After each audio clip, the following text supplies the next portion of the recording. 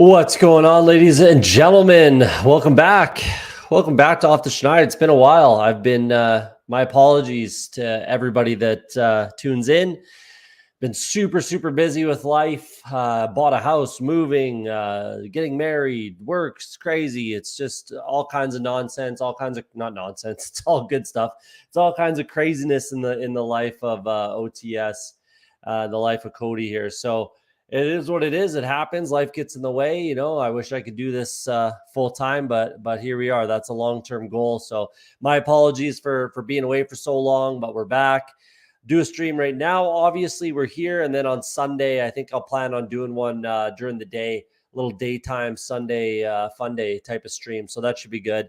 So hit that like button if you're just popping in. Hit subscribe as well. Hopefully, you're coming back, supporting the cause. So I appreciate it. And again, apologies for being so absent, but we're back. So let's get into this. Let's dive right in. I don't want to talk too much. Let's dive into the meat and potatoes.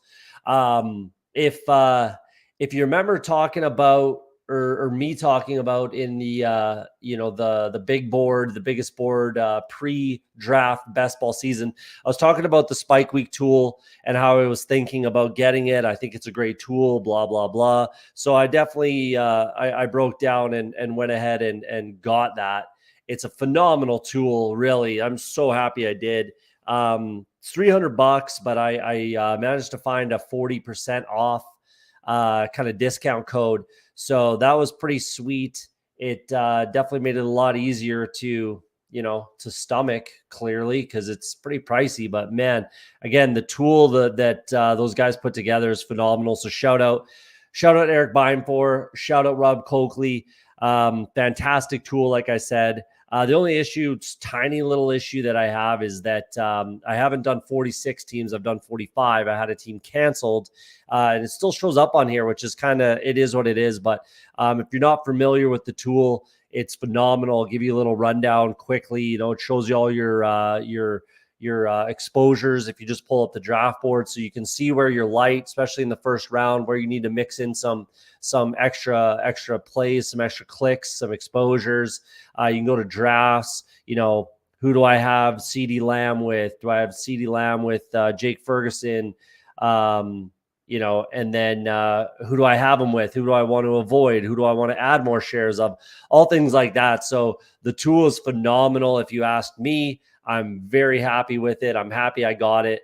And I'll show you in a second when we jump into a draft, the overlay on Underdog Fantasy. It's phenomenal as well. So again, shout out to those guys. I'm not, paid by Spike Week in any way. I have zero affiliation with those guys. I watch their channel a lot, and interact, but no affiliation with Spike Week whatsoever. But I really appreciate that tool and the product that they put out there.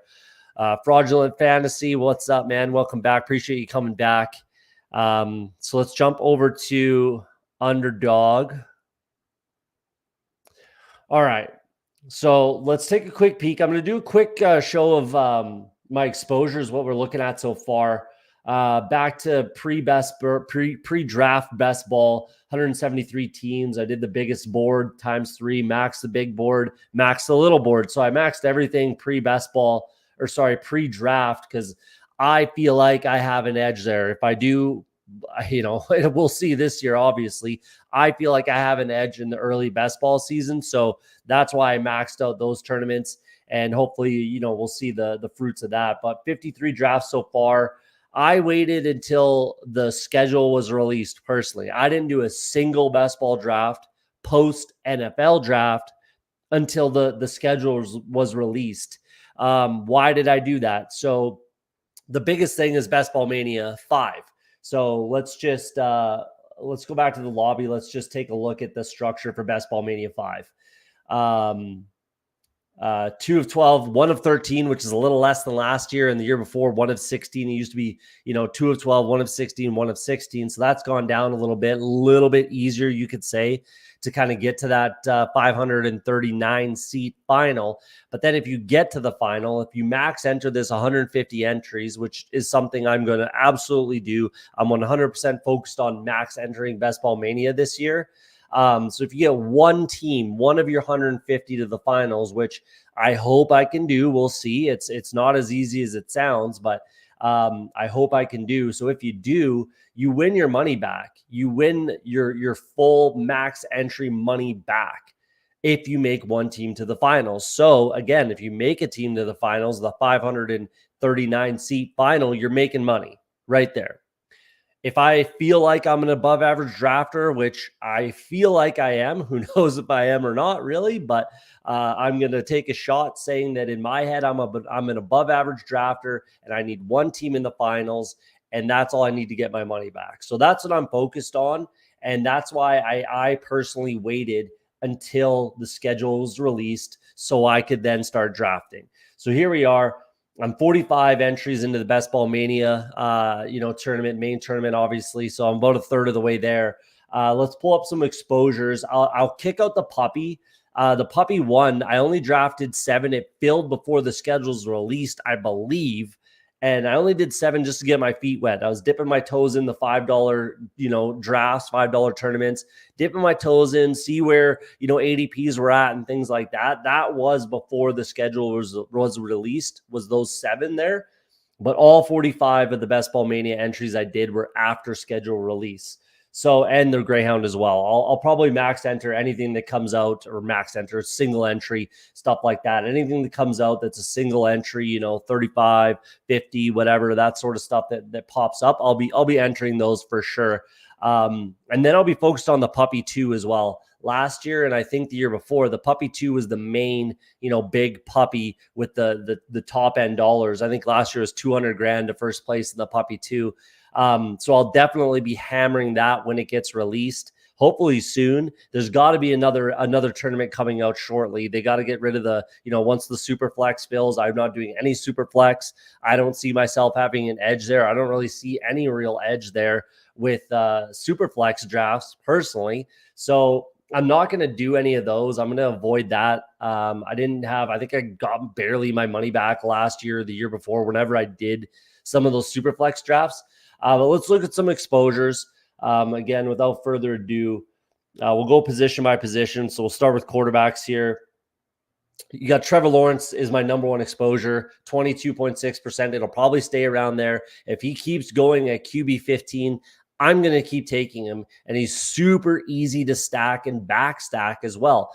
Not only that, I like the matchup against Tennessee. So if I'm taking, you can go back to back DeAndre Hopkins, Brian Thomas, and then bring in, Evan Ingram or Gabe Davis if you have to. Maybe you got Christian Kirk earlier, and then bring in Trevor Lawrence late, and he falls in drafts. So he, consistently goes 10, 20 picks past ADP. So if I'm going to get that kind of value, I'm going to keep scooping it up all day, and he most likely will end up as my number one quarterback. But let's go just Best Ball Mania here.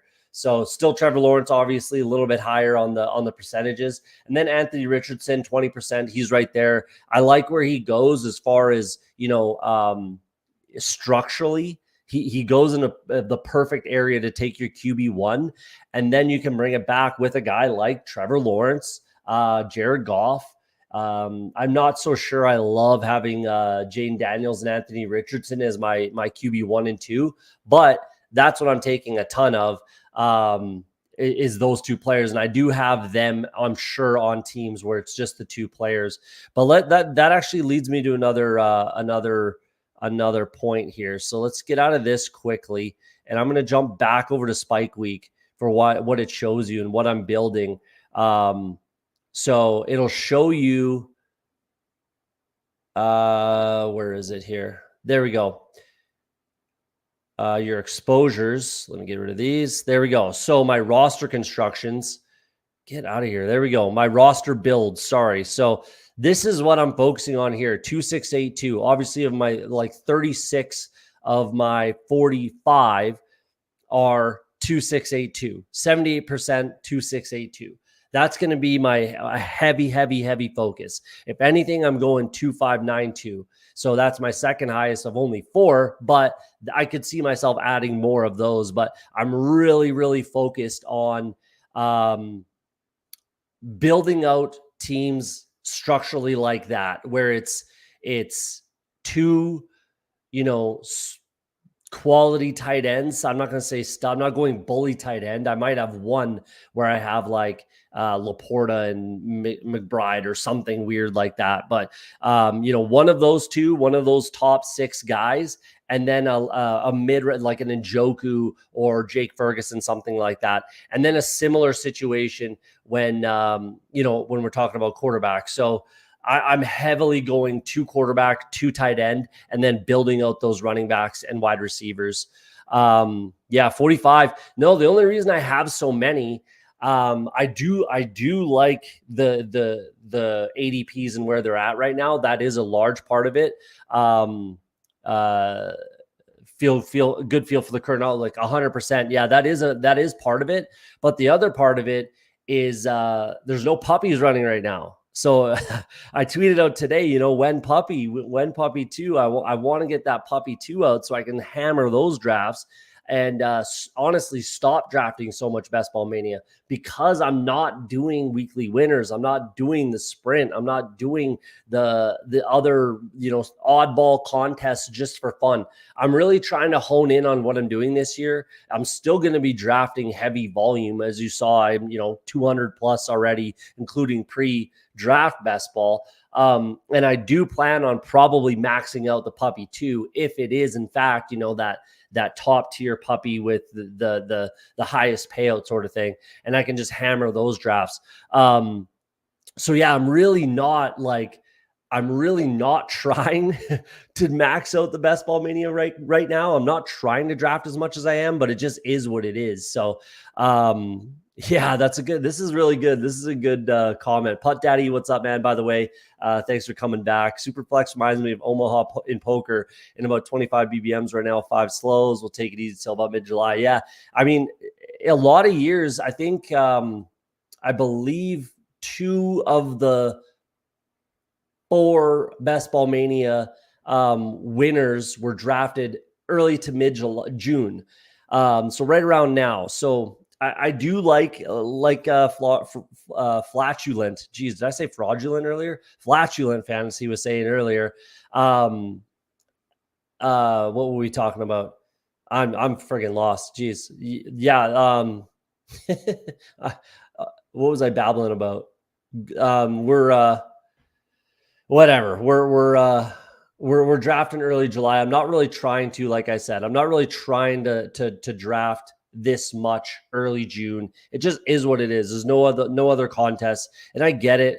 Underdog wants to fill those oddball super flex, weekly winners, the eliminator, all these other different contests that I personally don't see value or an edge in. Personally, I can still volume draft and still hammer these puppies and maybe Chihuahua, stuff like that, like the different 20 max poodles, things like that when they come out. So we'll see, but definitely reminds me of Omaha as well. That's a really good point. That's funny. I play a fair amount of Omaha poker as well, because it's just a little different and there is edges there. But either way, let's get back to this. So quickly we'll run through this and we'll get into a draft. So Jaden Daniels, I think there's value there. QB 12 reminds me of Anthony Richardson last year, but he's much more advanced as a passer. He's right there as a rusher, but way, way, way more advanced as a passer in the NFL and at the NFL level. So I'm going to be taking Jaden Daniels a ton if he stays there. I could see him going up. I think Richardson ended at like QB 9 or 10 last year for sure. So to me, there's still room for Jaden Daniels.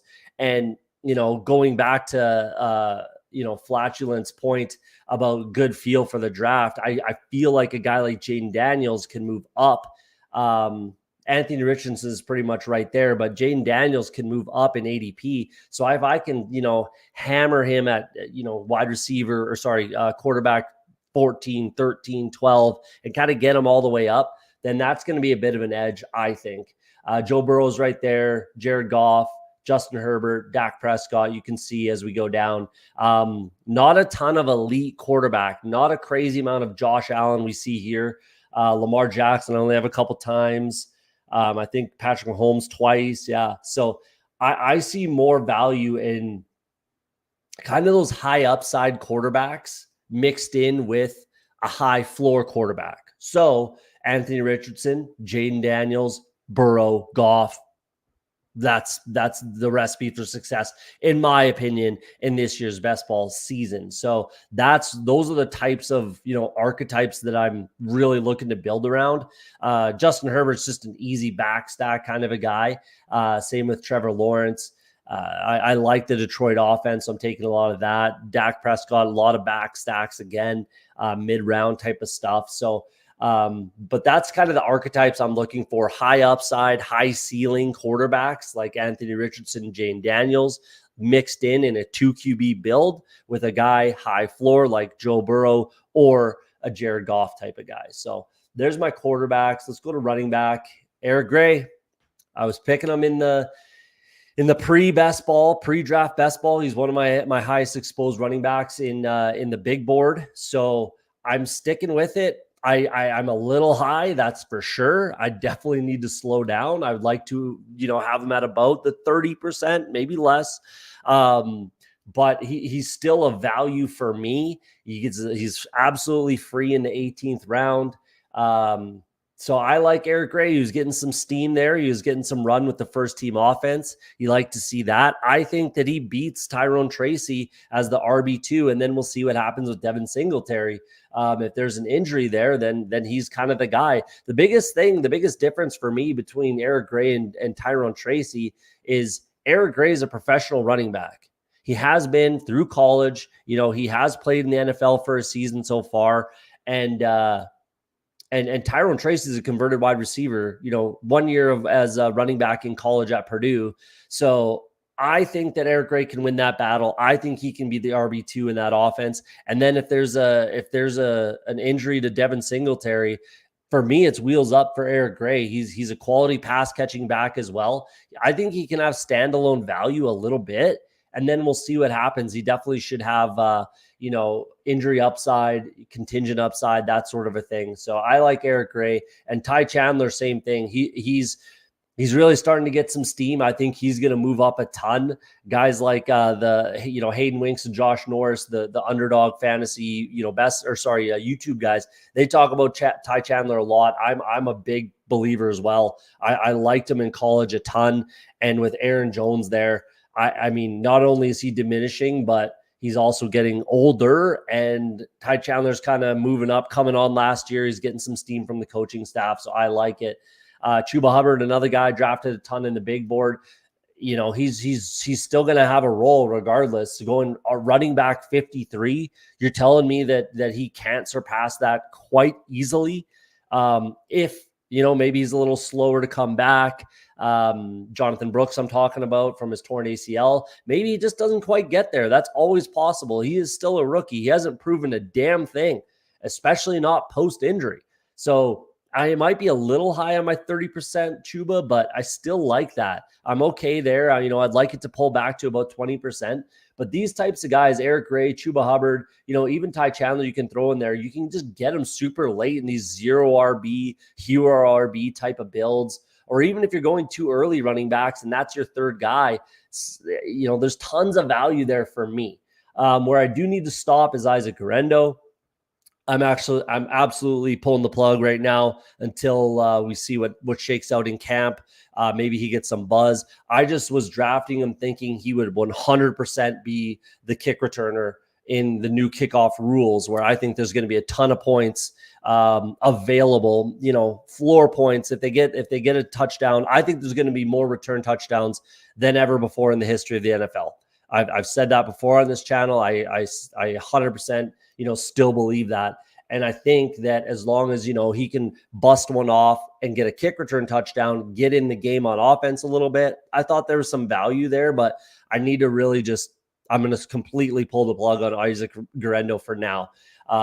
And then we'll see where it lands. I have some shares, obviously, some late round shares. So if there's some more buzz or an injury, then I can get back on the train later in the season, and I'm not too worried about it. So there you go. You see some running backs. You see the names there. Let's go to wide receiver. Malachi Corley. number one running back or wide receiver for me right now. I just don't know how he hasn't been steamed up yet. I think he absolutely will be. I think when training camp rolls around, and as long as Aaron Rodgers is fully healthy, which he seems to be completely fine to me, Garrett Wilson, yeah, still number one for sure. But I do not believe in Mike Williams. Not only do I not believe in Mike Williams, I don't believe in Mike Williams at MetLife Stadium, coming off the knee injuries and all the injuries that he's had. I just can't get behind Mike Williams being the wide receiver two for that Jet offense, especially with what we've heard coming out of Aaron Rodgers' mouth about Malachi Corley. So I'm going to keep drafting him. He's a great bring back piece with a guy like Dalton Kincaid, who you'll see on my tight end list in a second here. Terry McLaurin, if we're talking about, Jane Daniels, moving up 2 rounds, good camp. Yeah, he looks great. He's NFL ready. He's getting a lot of steam, Jaden Daniels. So if you want to get shares, I would suggest probably getting, what you can now, because he's going to move up to QB. Same as Anthony Richardson last year, QB 10, 9, 8, something like that, where he's QB 12 right now. And if you like Jaden Daniels, Terry McLaurin, I think, is a fantastic pick personally. This could arguably be the best quarterback he's ever played with. Throws a great downfield ball, and we know Terry McLaurin can win downfield. So I like that. I'm going to keep drafting him. I'm going to keep being at that 30% Terry McLaurin. Gabe Davis, a little higher than I'd love, but again, he's an easy bring back stack, that sort of a thing. Javon Baker, he's got all the upside in the world to be the number one wide receiver there in New England. Plus with all the late stacking of Justin Herbert with the Chargers, I just bring it back with Javon Baker there. Yeah, he's just an easy bring back. Same thing with A.T. Perry, but I need to pull the plug on that. 25% is more than enough. I need to completely try to get my wide receivers before I fall into having to take A.T. Perry, or with what Kyler Murray said today about Dortch. I'm going to start drafting a little bit more Dortch for the Cardinals. He's still going to have a role. I have a ton of them in pre-draft best ball. So just drafted Corley. Nice take, nice pick. I think he's going to be a quality player, even though I didn't like his tape. Actually, I didn't like his tape. I didn't like him as a prospect, but opportunity dictates that I'm going to, get on board with that. Xavier Worthy, Quentin Johnston. I believe enough in Quentin Johnston, especially if I'm taking a back stacker. If I get sniped and I got to, put a stack together with the Chargers. Cooper Kupp, he's starting to get steamed. People are starting to get back on the train right now. Wide receiver 24. He's going to move up to the probably at least the late teens, I would imagine. 18, 19, wide receiver 18, 19. So that's a good pick. Jalen Tolbert, I think he's going to have a better role this year. So you see some names there, some good back stack guys, all that kind of stuff. Let's get to tight ends. Again, I'm taking tight end high. I'm taking one of these guys, McBride, Laporta, Kincaid. I'm taking one of those three in almost every draft. Realistically, that makes up almost 75% exposure there. So almost every single draft, I'm taking one of those three. And then Schultz, Njoku, Kittle, Ingram, Ferguson, all these guys are my tight end too. Even Kyle Pitts a little bit, Pat Freiermuth, these types of guys. You see a little bit of Daniel Bellinger in there. I like Daniel Bellinger. I liked him as a rookie, but either way, I digress. That's what I'm kind of doing with tight end. I'm getting one of those top three. In my eyes, the top three. Yes, you don't see Kelce. Actually, you don't see Kelce on here once. I have 0 shares of Travis Kelce so far. We'll see how ADPs go with that. But for me, Sam Laporta's tight end 1, McBride 2, Kincaid 3, and then Kelce probably 4. He's just getting up there in age, and we saw last year where his production took a hit, and I think that could continue. So we'll see. There's lots of time. I still have 100 and a bit entries left, but let's get into a draft. Let's have some fun. Let's get into a draft. So we're doing Best Ball Mania, and I'll show you the if you haven't seen it before, you'll see the 5 left if you want to jump in. Haven't had a sip yet. Little sip of a beverage here. Cheers for coming out, guys. But I'll show you the Spike Week overlay on Underdog.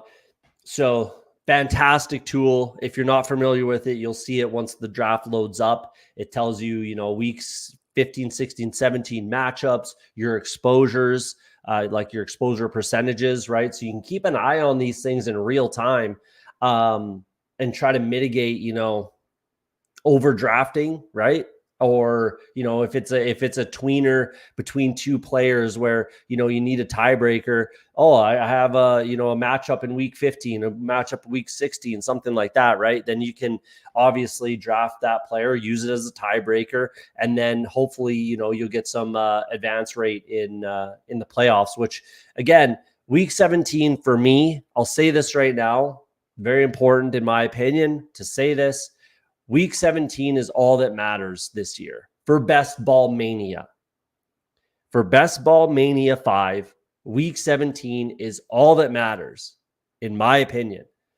If I get one team in the Best Ball Mania finals, I want to have a shot to get as high as possible. Why? Again, last year, if you got 11th place, 11th to 15th, I believe, it was $15,000 from what I recall. $15,000 for 11th to 15th. Now, if you're 20th, you get $100,000. For 15 grand, 50th place, 25 grand, right? So you want to get as high as possible, obviously. Like, that's breaking news here, but you want to get as high as possible and give yourself as best opportunity as humanly possible to get as high as you possibly can, to get that big dollars, to bank a big tournament. That's the dream that we're all shooting for, right? So, yeah, that's my opinion on Best Ball Mania. That doesn't necessarily ring true with the puppies, the single entry stuff. Doesn't necessarily ring true with those tournaments, depending on the payout structures. Obviously, there's no Puppy 2 yet. I'll have to take a look at that. But if it's a similar structure where you get your money back with a finals, appearance, then I've been doing the same thing with the puppy, and it's all that matters is week 17. So that's a big reason why I like having the spike week tool. So you see it here. It shows bye weeks, obviously, but it's got my percentages. In this tournament, I have 7% Christian McCaffrey.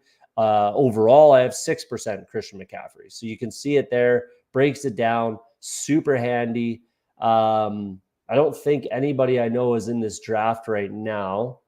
So pipe up if you're in the chat and you're in this draft.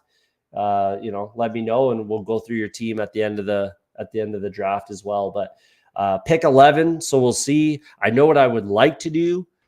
There's one strategy that I really want to do, from the latter, the end of the first round, picks 10, 11, 12, potentially, if it works out. So we'll see. We'll see if the guy's there. We'll see if it's possible.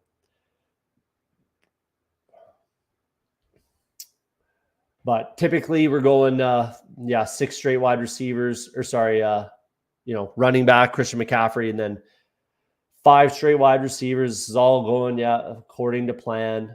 We'll see who RTM Fantasy picks here. But there's one strategy not even strategy, just the first 2 picks that I really, really want to get. And it's pretty much the only way that I'll take one of these players. But yeah, it's also important to build out your strategies and what you kind of want to try to do from different pick positions. See, if you get pick 2, 3, 6, 12, whatever. So that's not going to happen. It was Puka Nacua, but that's not going to happen. So I am going to take Garrett Wilson here. I like Gibbs, but I'm not going to take him. So I'm going to go Garrett Wilson for sure. And then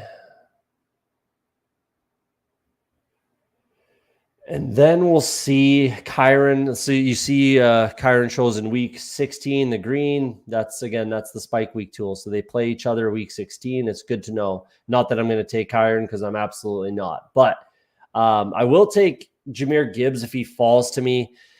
Again, I talked about this pre-best ball draft about Gibbs. I knew he would fall. I thought he would fall outside of the first round, and he has technically, 12.5. But the reality is with Gibbs, what's this minor injury, soft tissue injury? Yeah, it'll be fine. Not too worried about it. I only have 9%. I could go Jonathan Taylor here, actually, and I might do that. I'm going to go Jonathan Taylor, bump up my numbers. So there you go. I made it audible, made a decision to change it up because my exposure is not quite there. I don't know why I'm not giving him enough respect, Jonathan Taylor. So there you go.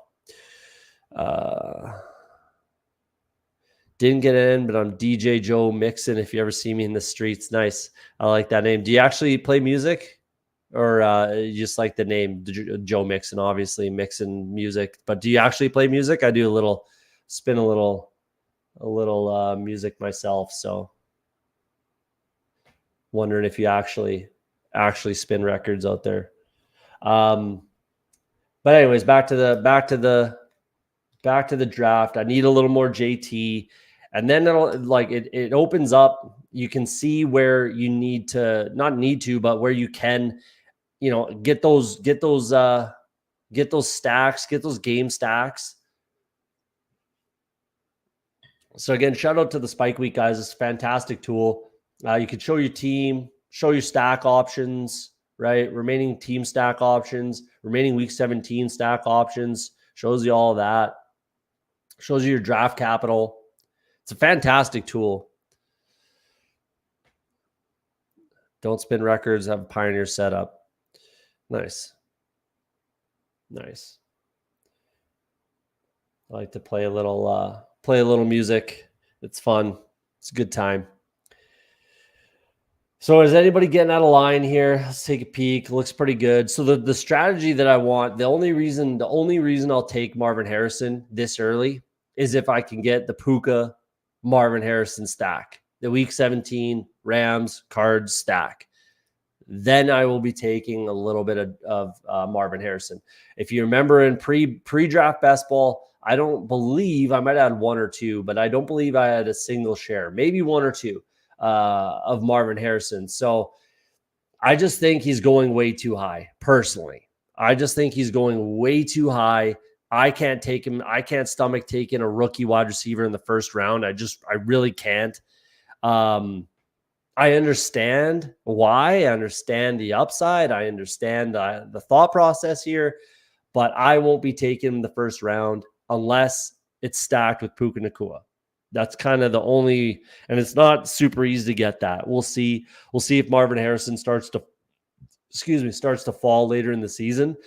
And that's kind of my plan, because I'm positive that guys have gotten it. I've seen guys get it in drafts I've been in. Sometimes they squander it and end up with a crap team, in my opinion. Sometimes they crush it, but I want to try to get that stack. So, right now I've got a couple strategies for a couple picks where if I'm at that pick, I want to try to get this combination of players, XYZ, whatever it is. But that's what I'm trying to do with I'll be dropping a mix soon on this channel. Mock draft music. I like it. Spinning some music and doing a draft. I like it. I'll jump in there for sure. But just developing your strategies for different picks. And it takes reps, really. It just takes drafting. And that's a big reason why I want the puppy to come out, because I can just smash those, try different things, do different, combinations, and just try things. Like, there's really nothing wrong with that. I was kind of chirping, and he's getting a lot of flack. Hit him with the gritty. Mike Bolduc on Twitter. He's getting a lot of flack, and he's taking a lot of heat for doing these hero, just hammering quarterback, 3 straight quarterback type of builds.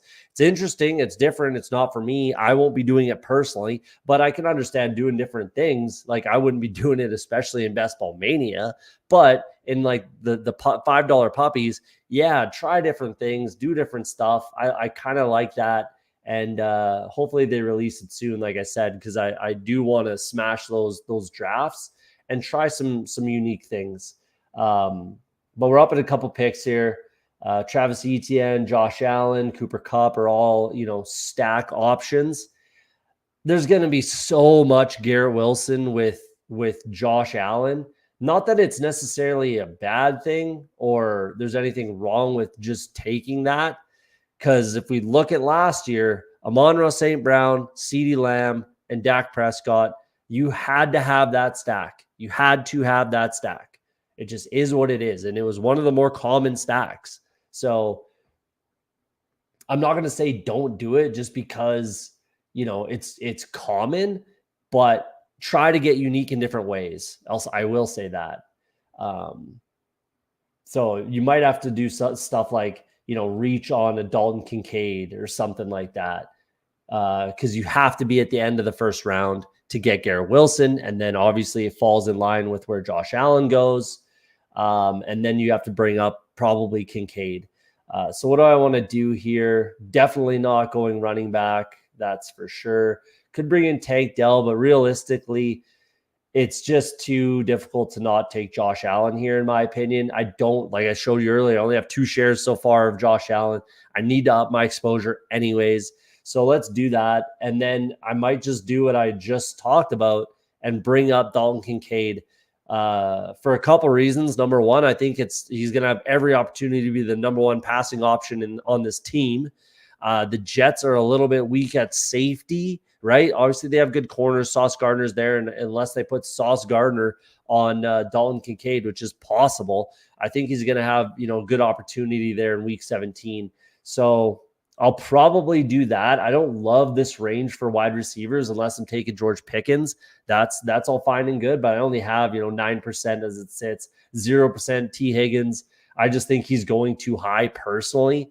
Don't mind Tank Dell there, and you can do stuff like if Zay Flowers was still there, you could do the Tank Dell Zay Flowers, get that stack in there. But I'm just gonna do this because I don't think I have it yet. And I can just go ahead and check the Spike Week tool. It'll tell me if I do or not. But either way, what I'm getting at is you have to get a little bit unique if you're volume drafting and if you're taking a common stack, right? So Josh Allen, Garrett Wilson, those 2 players together are going to be an extremely, extremely common stack, right? So how do you get different? Bring up Dalton Kincaid, bring up, James Cook, bring up, Curtis Samuel, maybe Khalil Shakir, stuff like that. Just take them at different points. Maybe you can get a falling player, something like that, like a falling Shakir. I don't know. You just got to try to get unique with your build. And then maybe I bring in a Malachi Corley, so I have the double bring back, something like that. Where it's going to make your stack a little bit unique. So that's kind of my advice there. That's what I'm planning to do on this draft. I took Dalton Kincaid 12 picks ahead of ADP. I think that this goes up. I think he ends up in the, mid 40s, 44, something like that. So really, I don't see it as too much of a reach as it sits right now. 12 picks is as far as I will ever go this early in a draft. That's as far as I will ever go. It's there's a lot of data and analytics behind 12 picks of ADP, of a reach. So there you go. We'll see how this works out. I don't really love the way this team's building out, if I'm being honest with you, but obviously I'm building around the Bills Jets Week 17. There's no other common opponents here yet. So I will look to add players that have common opponents in here. So Tennessee, the Giants, teams like that. And then I can see if, that works out for some advance rates in the playoffs, stuff like that. So back to the board. What we got? See, this is why I don't like Kelsey either. This is another big reason why I'm not really drafting Travis Kelsey, is it's pretty difficult to get Kelsey, Mahomes, Hollywood Brown, Xavier Worthy, I have one or two where I have, Patrick Mahomes with 2 wide receiver pass catchers, but it's tough to do that with Travis Kelce unless you want to reach. If you want to make a heavy reach for Travis Kelce and then reach for Mahomes and then get, basically if I were to do that right here, I'd have to take Kelce at 35, Mahomes at 38, and then I can get one of Worthy or Hollywood Brown right here, and then or maybe Rashee Rice, and who knows what happens there with his pending suspension. So I just don't love the idea of reaching for a player that I deem as, I don't know how to put this, slowing down. Like, he's definitely getting long in the tooth. He still has a lot left, but they're going to be, saving him for the playoffs, sort of a thing. They are absolutely going to ease up on his, playing time, whatever, targets. It's all going to kind of, in my opinion, it's all going to come full circle for Travis Kelce. But they just want him there for the playoff run, the inevitable playoff run. And now they have some other pass catchers too. They have Hollywood Brown. They have Xavier Worthy. They have Rashee Rice. They have some, all of a sudden, they have some depth at the wide receiver position, barring how long the Rashee Rice suspension is going to be. But we'll see. We'll see. Mecole Hardman just signed back with the Chiefs. Not that he's any good, but he did re-sign. So we'll see how that works out. So a guy like Calvin Ridley sticks out here. Could definitely go that route. Bring him in with my Jonathan Taylor week 16 stack. He's a quality back stack option with Will Levis. Lots of options there. And I always like to open up those possibilities. I'd really rather not take another running back with this structure that I'm building. But if James Cook is there, I got to take him.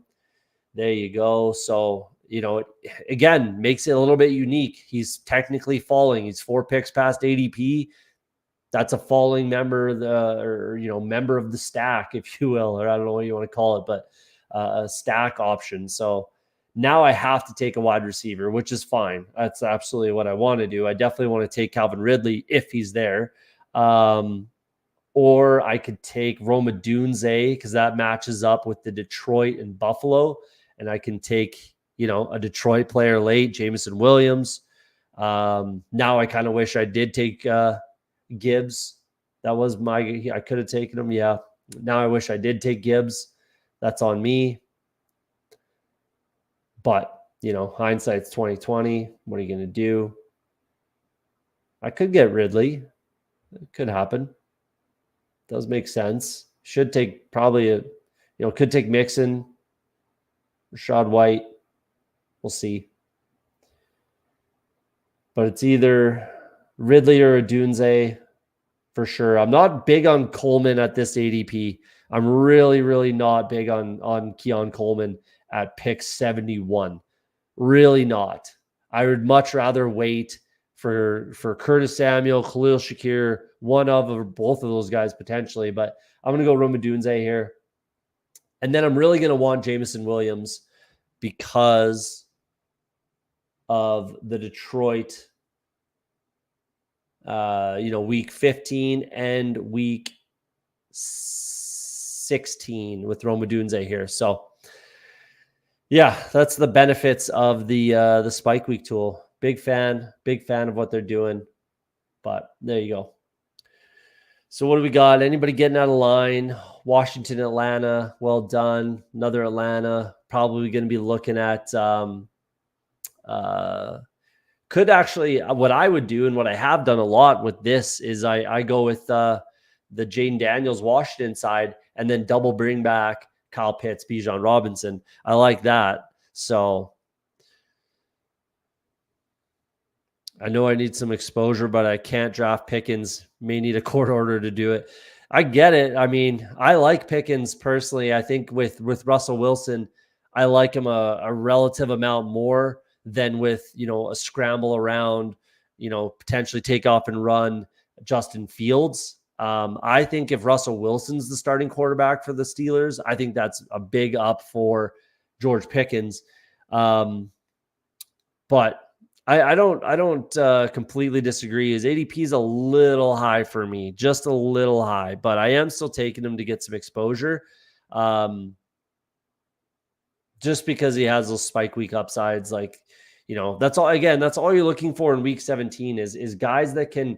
That's why Devon Achan goes 27. That's a little bit of a fall, but he goes. I think his ADP is actually no, it's not a fall. Never mind. His ADP is 25. I think something like that. But and if he keeps falling, I'm going to keep scooping up value there myself because he can put up 50-point weeks easily. We've seen it happen multiple times as a rookie.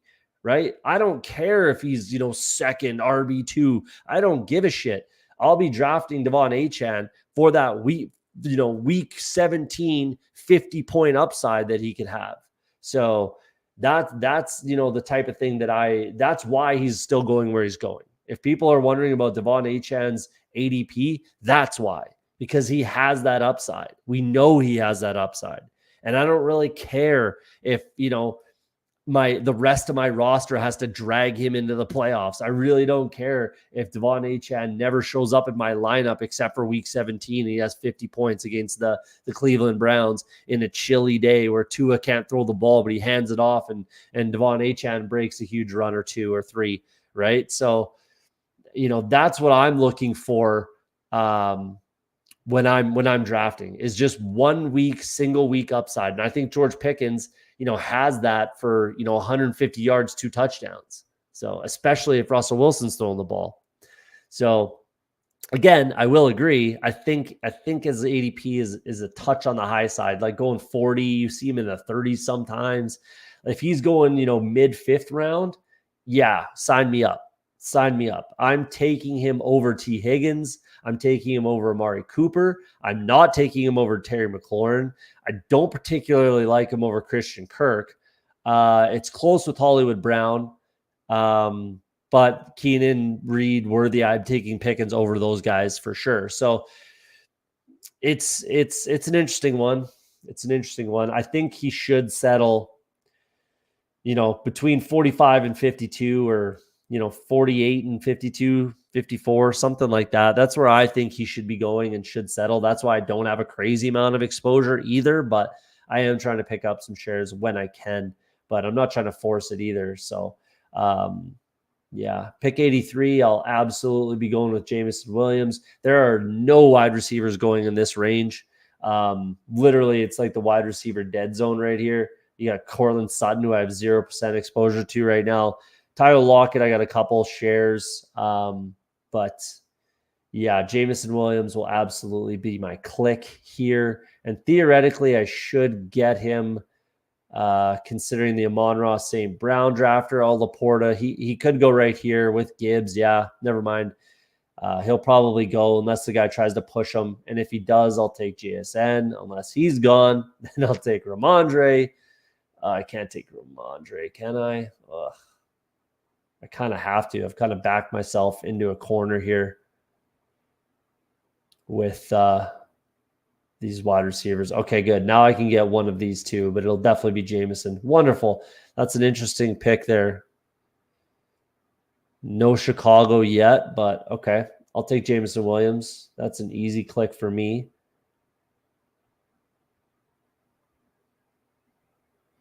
Makes tons of sense for what I'm trying to build out here. And now I think I've backed myself into almost having to take a running back. And I'm not entirely in love with, I guess I could take Rashee Rice if he's there. And then I could bring it back with like a Pat Freiermuth or Schultz or, oh no, Njoku will be gone for the week 15. But there's options there for bringbacks with Rashee Rice. I do expect him to be back later in the season. Actually, I'm just going to bring up Curtis Samuel, I think, and just triple stack there. Again, I'm really leaning into this Jets Buffalo week 17 game stack where I'm probably going to bring in Malachi Corley again too and have the double bring back. I think it makes sense with this build. And then what am I going to do with my QB2? I don't know yet. Caleb Williams is an option with Cole Kmet coming in as well. Then I need Zach Charbonnet, something like that. Lockett will be gone most likely. But that's something that I'm really, again, like as you can tell with everything I've been talking about and how I've been talking, week 17 is really all that matters for me. I really want to make sure that if hopefully when, if I have one team in the finals, I want that one game that just goes absolute bananas. And then I win, 1.5 million. American dollars, being Canadian, that's very nice for me. So, yeah, that's kind of my plan, and I'm really sticking to it. Again, that's Best Ball Mania 5 specific.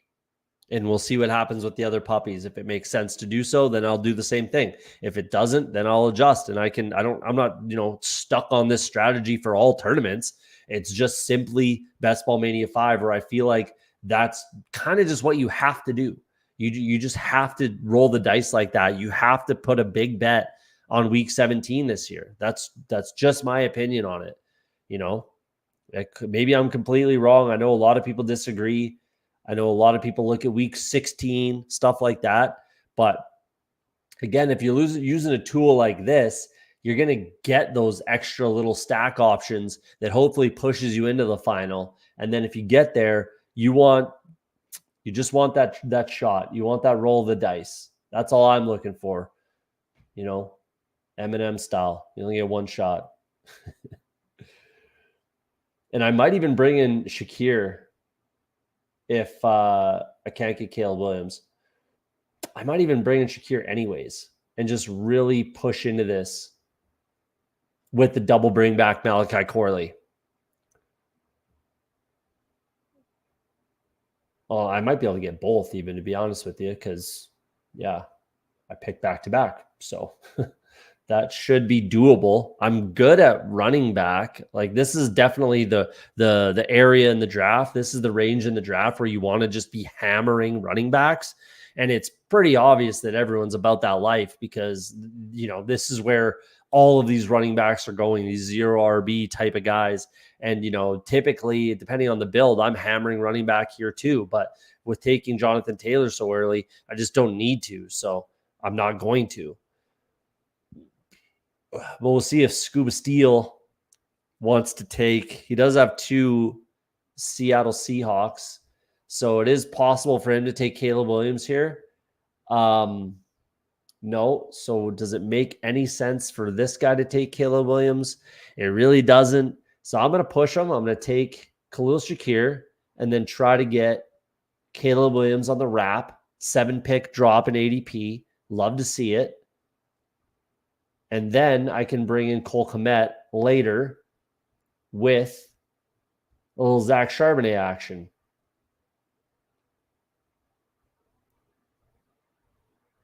And then I got my kind of single bring back with Zach Charbonnet. Pass catching back, And now I'm done at this, like I said in the pre-show there, I'm done at quarterback, obviously. I'm most certainly not taking a third quarterback. It makes 0 sense whatsoever, especially if you have Josh Allen. So there you go. That's what's happening here. And then it's going to be Cole Kmet. Hopefully this all lines up. It should with my next 2 picks, 31 and 34. Zach Charbonnet and then Cole Kmet. Then I'll probably go with Corley here at 58. So I have a free pick at 155. So this is what I do. A little look into what I do, how I draft, how I line them up. This is how I do it. I go through, I see where the ADPs are, see where I pick, where do I have to take certain players to make my stacks, to make my game stacks, my builds, that sort of a thing. And, make it make sense where you're not reaching too much, too often, that sort of stuff. So, and now I know I'm done at quarterback, so I can go like this. If I do end up getting these 2 players, which would be fantastic, then I'll be done at tight end as well. Cole Kmet and Dalton Kincaid, I'm fine with that. I'm fine with 2 tight ends. That's it. I'm done. So Yeah, it's nice. It's nice to build like that and just have that kind of consistency, I guess, if you will. I don't know what word you want me to call it, but there you go. So Tennessee, nothing stacked for Jonathan Taylor. Not that that's a problem. That's not a problem. There's pretty reasonable running back matchups in the playoffs. If I get Charbonnet, my bye weeks are looking okay for running back. Not that completely matters, but it's nice to, you got to kind of keep an eye on it. You can't have 4 of your 6 running backs with the same bye week. It's a little aggressive because this is almost certainly going to be another 2-6-8-2 build. Almost certainly. That's another thing I always talk about where, know your structure as quickly as possible. I know for a fact that this is going to be a 2 quarterback build. No questions asked. If I get Cole Kmet, 2 tight end build. So I know it's going to be a 2 and a 2. Then it's either 5-9 or 8-6-8, something like that for my running back wide receiver. So it's just identifying how you're going to build your roster and stick to it and identify it as quickly as possible. That's kind of how I always talk and always build out my teams is I want to know what I'm building, how I'm building, what it's going to look like as soon as I possibly can. And then I can go ahead and throw in all my players in my queue, know where I got to take them. And then it's just kind of on autopilot as long as something crazy doesn't happen. Obviously, I'm not going to click the plane over here and go autopilot, but you get what I'm getting at. So hopefully I should be able to get Charbonnet unless like this guy's not taking both Seattle running backs. I don't think this guy could take, I guess, Charbonnet, but Chase Brown's there, Corum, Ford doesn't make a crazy amount of sense. He doesn't have any. Yeah, there's Corum, so I should be good. Should be good to get Charbonnet and Cole Kmet. And then I have my Week 17 Chicago-Seattle build. I got my Week 17 Buffalo Jets build. A little bit more correlation here. Detroit. Yeah, Detroit with Buffalo and Chicago. Both my big stacks. So hopefully that can help me advance, right? This is what I do. I mean, maybe it works, maybe it doesn't, but this is kind of my ideal build. The more green I see in here, kind of the happier I am, right? So I'll definitely be bringing in New England at some point. I like Javon Baker. He'd be a good click in this build. So Cole Kmet, there we go. So now I'm only going wide receiver, running back the rest of the draft. And I'll be taking Corley with one of these 2 picks. So 155, 158 is where I have, in quote fingers, a free pick. So I could go Jalen Polk because I don't have any shares, and I might as well, if he's there, I'll take him. I don't think he'll be there, so that's fine. I would take Ty Chandler with the Seattle-Chicago, and I like him as a player for sure. So I would take Chandler. Burton got some exposure. That's good. Don't need Miami. Oh, whoops. Let's go like that. Ray Davis, not going to happen. Doesn't make sense. Could go with Antonio Gibson. That makes some sense. I've got 17%. That's all right. I don't mind if it's right around there, right around 20%-ish, something like that. There goes Jalen Polk. That's fine. Yeah, I'm liking more and more how this team is coming together. Caught up at wide receiver. I could go with 9 wide receivers in this build. Depends on what happens here at this turn pick. So, yeah, that's how I draft. That's how I build out my teams. That's how I build out my stacks. That's what I look at. Week 17 is ultra important to me. And I don't know if you agree or disagree, but this guy's got a nice little build here. I'd like to see a Ram, which is tough. Wow. Mark Andrews over Trey McBride with the Houston, I guess. Yeah, that makes sense. That's the last piece. Could bring in Bateman late on that, but yeah, it's tough. But yeah, the amount of just kind of dead drafts, in my opinion, that you see are just baffling. It's frustrating to a point, but yeah, not that you have to draft like me or whatever, but roster construction is all that matters. It's all that matters. And week 17. And then construct your roster around week 17, right? That's how I look at it. Again, maybe I'm completely wrong, but if we're sitting there in week 17 and I have one team in the finals and it's Buffalo versus the Jets, I'm going to be watching every minute of that game. I'll tell you that much.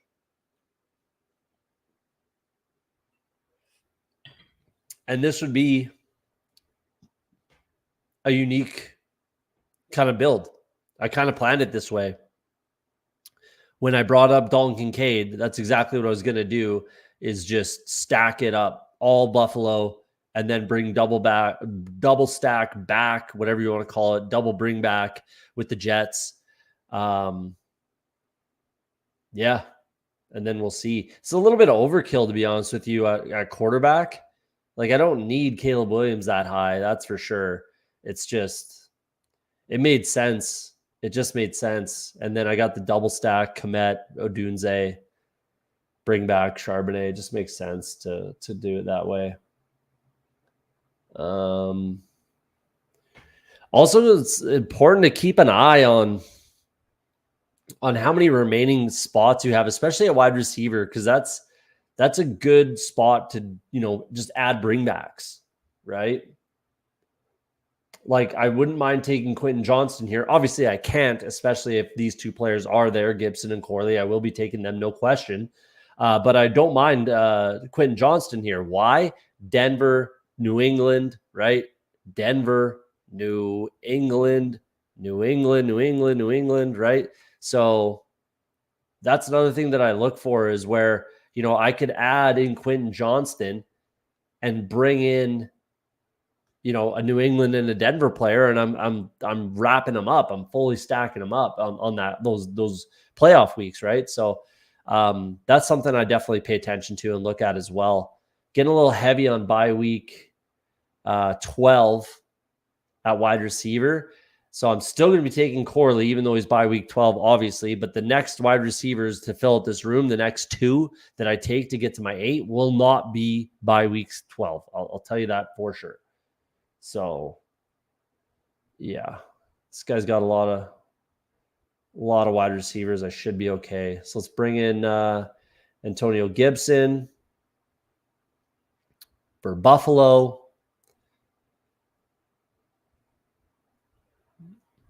Chargers, no. A lot of green. I like green.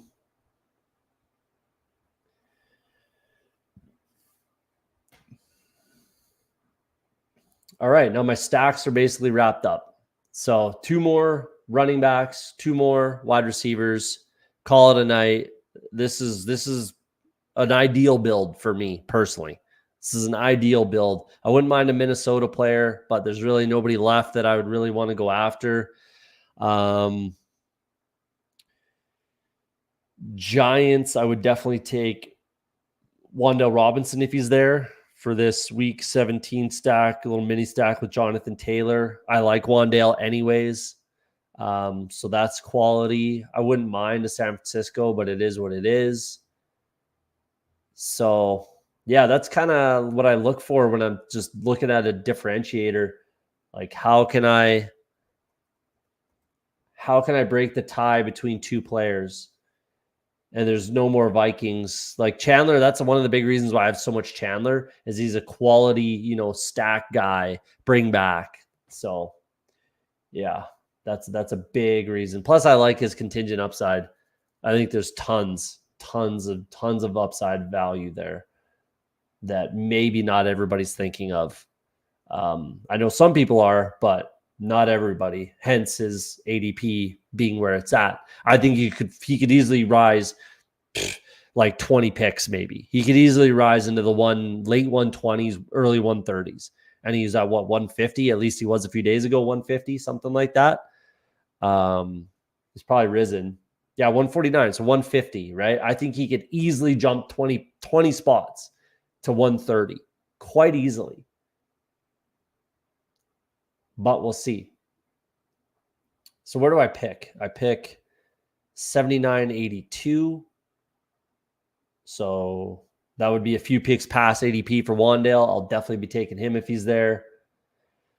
Other than that, this is where it starts to get thin. This is where it starts to get tough. And that's kind of the live by the sword, die by the sword that I go through with taking, an early-ish quarterback and an early-ish tight end, let alone, two with quarterback in this case. So it does start to dry out, especially at running back. That's why I have so much Isaac Guerrero, obviously Eric Gray, players like that. So, and even Chuba Hubbard, right? He's kind of the last guy that you're like comfortable taking, as a standalone value type of a thing. Look at these projections. Not that like I don't even really see the projections personally when I look at this, but he's projected to get more points than pretty much everyone. Demario Douglas is there, but pretty much anyone else in this range, he's projected to get more points. Not that again means anything, but even that is kind of a part of it. So 30% Chuba, I'd really like to slow down. It's just, again, who else am I taking in this range? I'm not taking Dobbins, that's for damn sure. I've got another 15% Khalil Herbert. It's tough. Javon Baker, there goes Wandale. He's gone. Yeah, so Javon Baker will definitely be on the menu, 24%, 0% Demario Douglas, right? Obviously, I believe in Baker a fair amount more. Chuba Hubbard, there goes Baker. Maybe I'll take Douglas in this build. Oh, wait, I got Antonio Gibson. Never mind. I'm good with that. So Chuba Hubbard, this is why he ends up on my roster so much. He falls, past ADP. I still see a ton of value there with him. And he's my running back 5, right? It honestly just makes too much sense. You kind of just have to close your eyes and click his name. And that's what I'm going to do. I don't know what you want from me. So, boom, Chuba Hubbard. I will probably be taking Tank here. I do have a little bit of stack value with the Jets, week 15. I like Braylon Allen more and more in this range. Could go Khalil Herbert. Let's go Khalil Herbert. I don't have quite enough, and I have more exposure to Tank than Herbert. And I think there's a possibility he could still be traded, maybe. I mean, that was a month ago where that news came out that, he could be on the move, and we'll see. I'd love to see him end up on the Cowboys somehow. Fingers crossed, and we'll see on that. But I'd love to see him end up on the Cowboys. I don't know how Deontay Foreman didn't make it on the Dallas Cowboys. I don't know how that didn't happen. Doesn't make any sense. I know they didn't want to spend a ton of money, but how much did Foreman sign for? Like how much did he make? Is it like $1 million, $1.5 million, 2, right? He is absolutely affordable for the Dallas Cowboys, and he would be the starter, in my opinion, on that team right now. Over Zeke, and then maybe they wouldn't have brought him back, and certainly over Rico Dowdle. So I don't know anybody. He's a Texas Longhorn. I don't know how he didn't end up in Dallas. I thought that was the perfect landing spot for Deontay Foreman. Maybe he gets cut in training camp or something like that. There isn't enough room. I highly doubt it with Nick Chubb's injury, but maybe he does, and he still ends up somehow finding his way to the Cowboys. But I really hope that it's Khalil Herbert personally. I think he would be a top 15 running back if he's the starter on the Dallas Cowboys. So I have to click 2 wide receivers, that's for sure. It will absolutely not be A.T. Perry. It will potentially be Jalen Tolbert, but it will most certainly be Greg Dortch, my first share. Got to get him. two, kind of playoff stack matchups, game stacks. And I really like what Kyler Murray just said about him. If he was 6'3", he'd be a top 5 wide receiver, is what he said. I still think there's opportunity there for Greg Dortch to have a role with that team. And he's shown that he can. So I don't, you really can't convince me differently that, there isn't a role for him available there right now as the slot receiver for the Arizona Cardinals. So I'll definitely be taking Greg Dortch. And then, yeah, I guess Jalen Tolbert would be my other click here. Elijah Moore. I don't mind that. Yeah, Jalen Tolbert will most likely go. I mean, Zay Jones comes in, but I like the comfortability. Man, Elijah Moore before Tolbert? I was actually hoping to get Elijah Moore there because Tolbert's going to go. So now I got to think of another wide receiver here. Did I bring in a giant? I could go with Jalen Hyatt, who I don't mind as a player. I don't have much of exposure yet, and I don't think I will have a crazy amount. So Juwan Jennings could go there for the Detroit matchup, but yeah. Jacob Cowling I like as a player a ton. Trey Palmer's there. That's not a bad option. Do I have Tennessee? Could just go Tyler Boyd, bring up my floor. Got the Indy game stack. Yeah, I think I'll go Tyler Boyd. Bring up the floor of my wide receiver room. I don't mind that. Let's do that. That makes a lot of sense. That makes a lot of sense right there. So one more pick. It's going to be Greg Dortch unless he goes for some crazy reason. There we go. First share, Greg Dortch. And that's the team. So a lot of green. Like I said, this Spike Week tool is fantastic. I highly recommend it if you want to use it. If you're into it, whatever. I highly, highly recommend it. A lot of green, which means I got a lot of matchups in the playoffs, a lot of stacks, a lot of game stacks, things like that, right? So running through the roster, we got Josh Allen and Caleb Williams as the quarterbacks. I got both tight ends to stack up, Dalton Kincaid and Cole Kmet. Running backs, Jonathan Taylor, James Cook with the Buffalo stack, Zach Charbonnet, the bring back in the Chicago stack, Antonio Gibson, Chuba Hubbard, and Khalil Herbert. I actually should not have taken Khalil Herbert. I didn't even friggin' look at the Chicago stack, but that's all right. A little too stacked, but that's okay. Garrett Wilson, Rome Odunze, Jameson Williams, Curtis Samuel, Khalil Shakir, Malachi Corley, Tyler Boyd, and Greg Dortch rounding out the roster. Tried it out last year. May splurge again for the Spike Week tool. I think it's fantastic, man. I really do. This is my first year having it. And those are good guys. They put in good work. I like what they do. So I'm happy to support those guys. And it's really fantastic in my opinion. So there you go. If no one's in the draft, I appreciate you guys coming out. Appreciate you guys coming back. Hit that like button on your way out if you don't mind. I'm going to do another draft on Sunday. Like I said, it's a little Sunday fun day draft, Sunday afternoon. So hit that notification bell if you want to come join me and do a draft. We'll be talking best ball as we always do. And like I always say on Off the Schneid, if you're afraid to be wrong, you will never be right. Hopefully tonight's draft, we were right. We'll see you week 17. In this case, Buffalo Bills, New York Jets, $1.5 million. Let's go.